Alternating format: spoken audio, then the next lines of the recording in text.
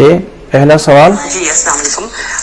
سوال تھا کہ ایک سنی مسلمان پر دن میں کتنی نمازیں فرض ہے اور وضو کے دوران کون کون سے حصے دھونا فرض ہے؟ ایک سنی مسلمان پہ کتنی نمازیں فرض ہیں؟ میرا خیال ہے کہ سنی کے لفظ کوئی ضروری نہیں ہے. ایک مسلمان پہ ایک دن میں کتنی نمازیں فرض ہیں؟ 5 نمازیں فرض ہیں.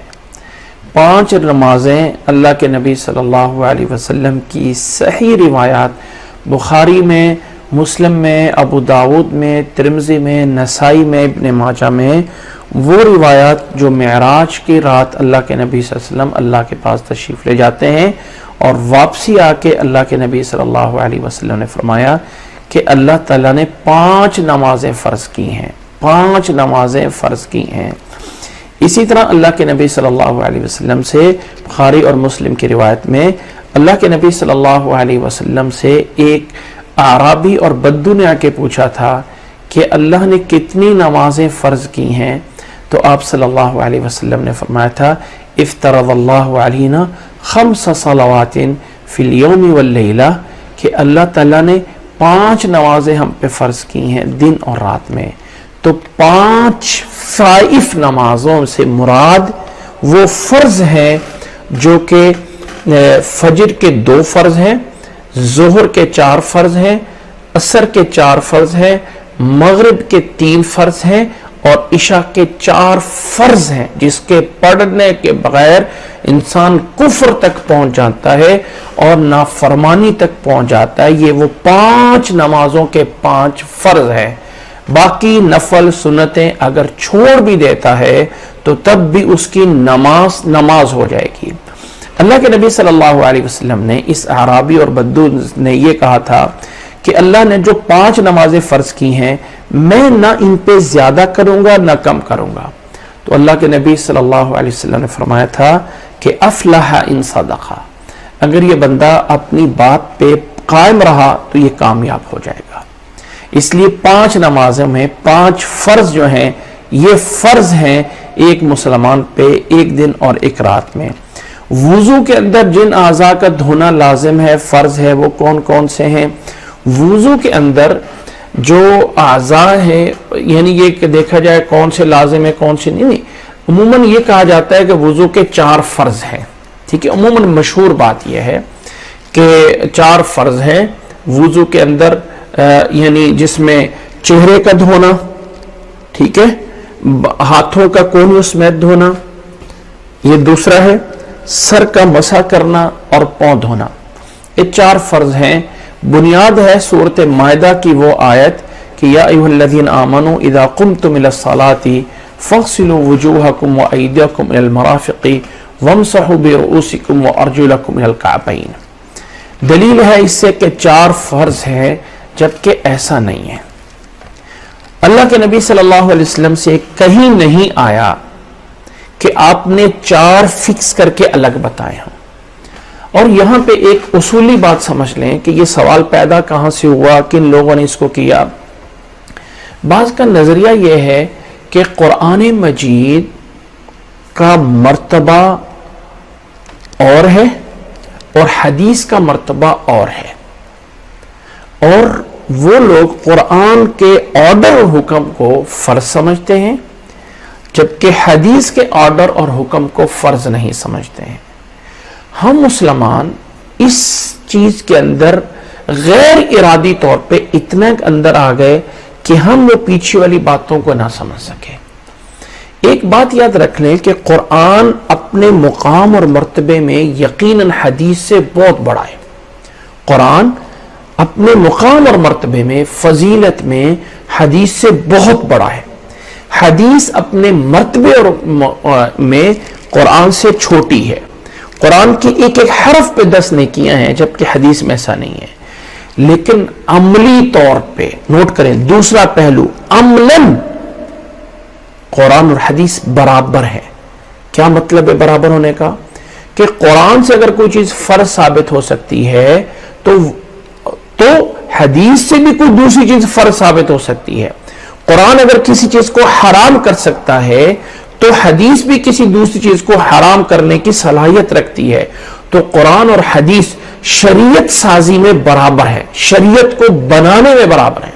اب اگر ہم کہیں کہ سورۃ مائدہ کی آیت کی بنیاد پہ وضو کے 4 فرض ہیں اور باقی نہیں ہیں, تو ہمارے پاس اللہ کے نبی صلی اللہ علیہ وسلم کی احادیث کی روشنی میں اس کی دلیل نہیں ملتی ہے. ٹھیک ہے, پھر اس میں جب 4 فرض ہیں تو پورا سر کا مسح, پورا سر کا مسح یا آدھے سر کا مسح, کہتے ہیں جی چوتھائی سر کا مسح فرض ہے, باقی فرض نہیں ہے. کیوں بھائی, یہ پوائنٹ کہاں اس آیت میں موجود ہے؟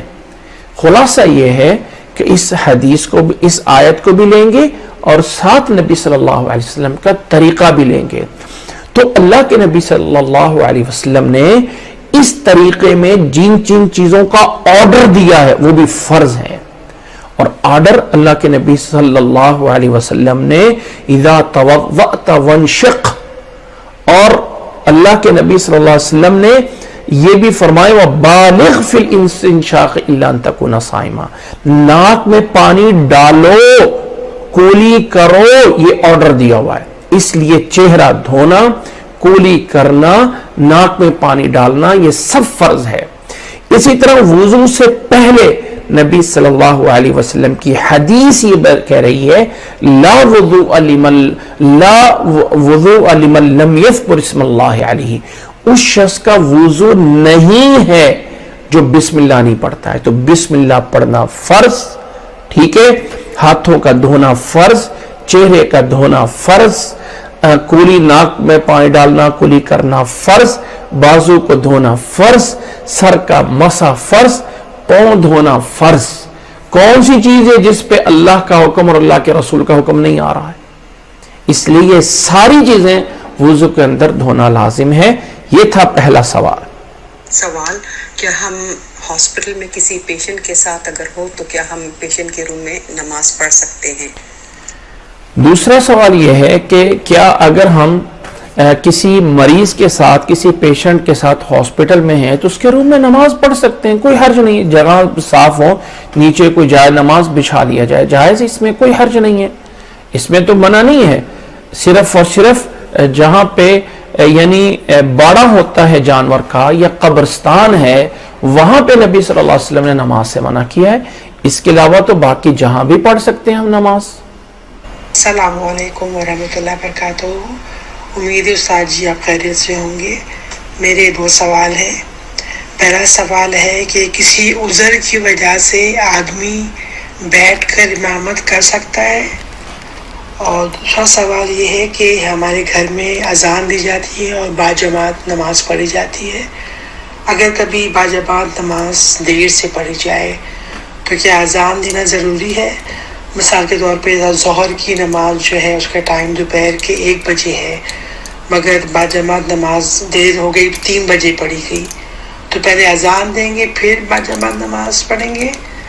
ٹھیک ہے, السلام علیکم ورحمۃ اللہ. اللہ تعالیٰ آپ کو جزائے خیر عطا فرمائے.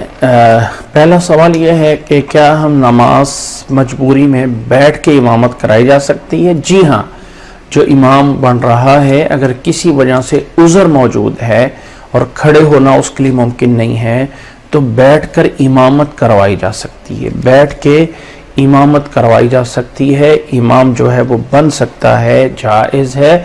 اللہ کے نبی صلی اللہ علیہ وسلم نے بھی ایک موقع پہ بیٹھ کے نماز پڑھائی تھی, بلکہ آخری نماز بھی اللہ کے نبی صلی اللہ علیہ وسلم کی جب آپ کو 2 آدمیوں کے سہارے مسجد پہ لایا گیا اور ابو بکر رضی اللہ تعالیٰ عنہ کے یعنی حضرت ابو بکر رضی اللہ تعالیٰ عنہ کے رائٹ سائڈ پہ بٹھا دیا گیا, تو اللہ کے نبی صلی اللہ علیہ وسلم اس کو جو ہے وہ نماز پڑھ رہے تھے, امامت کرا تھے, اور ابو بکر رضی اللہ تعالیٰ عنہ اللہ کے نبی صلی اللہ علیہ وسلم کے پیچھے پڑھ رہے تھے اور پیچھے لوگ ابو بکر رضی اللہ تعالیٰ عنہ کو دیکھ رہے تھے. تو آخری نماز بھی گویا کہ اللہ کے نبی صلی اللہ علیہ وسلم نے بیٹھ کے امامت کروائی ہے, بیٹھ کے امامت جائے. اب امام کے پیچھے جو کھڑے ہوتے ہیں, نوٹ کریں یہ بات, یہ ایک اہم پوائنٹ ہے, جو امام کے پیچھے بیٹھے ہوتے ہیں ان کے لیے اب دونوں باتیں ہو گئی ہیں. امام کی اقتداء میں وہ بیٹھ کر بھی نماز پڑھ سکتے ہیں اور امام کی اقتداء میں وہ کھڑے ہو کر بھی پڑھ سکتے ہیں. دونوں ذرا جائز ہے. اس دونوں کے بارے میں احادیث موجود ہیں. امام بیٹھ کر نماز عذر کی وجہ سے پڑھا رہا ہے, پیچھے والے کو عذر نہیں ہے, تو بھی بیٹھ کے امام کے پیچھے چونکہ امام بیٹھا ہوا ہے یہ جائز ہے. انشاءاللہ اس مسئلے پہ تفصیلاً انشاءاللہ بعد میں بات آئے گی انشاءاللہ تعالی آپ کے اس پروگرام میں. آگے جو دوسرا سوال ہے کہ اگر ہم نماز میں جماعت کر کے پڑھتے ہیں تو ظاہر اذان دے کے اقامت کہہ کے نماز پڑھی جائے گی, خواہ نماز لیٹ ہی کیوں نہ ہو جائے. نماز لیٹ ہو گئی ہے تب بھی اذان دی جائے گی اور پھر اقامت کہہ کے جماعت کرائی جائے گی, چاہے لیٹ ہو جائے چاہے ٹائم پہ پڑھیں. 3 بجے جا کے نماز پڑھ رہے ہیں, 1 بجے ٹائم ہے تو تب بھی اذان دیں اور اقامت کہہ کے نماز پڑھی جائے گی. یہی طریقہ ہے اللہ کے نبی صلی اللہ علیہ وسلم کا.